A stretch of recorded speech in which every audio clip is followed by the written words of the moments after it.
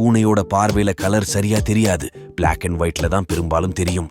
பூனைகளால இருட்டுல ஓரளவு தெளிவா பார்க்க முடியும். சில வகை பாம்புகள் உணவே சாப்பிடாம 2 வருஷம் வரைக்கும் வாழும். புதுசா பிறந்த பூனைக்குட்டிக்கு கண் தெரியாது, காதும் கேட்காது. நெருப்பு கோழி எனப்படும் ஆஸ்ட்ரிச்சால குதிரையை விட வேகமாக ஓட முடியும்.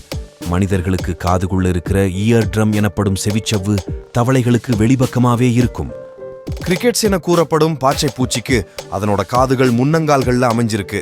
பனிக்கரடி பார்க்க வெள்ளையா தெரிஞ்சாலும் அதோட தோல் கருப்பு கலர்ல தான் இருக்கும். அதோட ரோமங்கள் வெள்ளை நிறத்தை பிரதிபலிக்கிறதுனால வெள்ளை நிறத்துல தெரியுது. பாம்புகளால தன்னோட கண்ணை திறந்து வச்சுக்கிட்டே தூங்க முடியும்.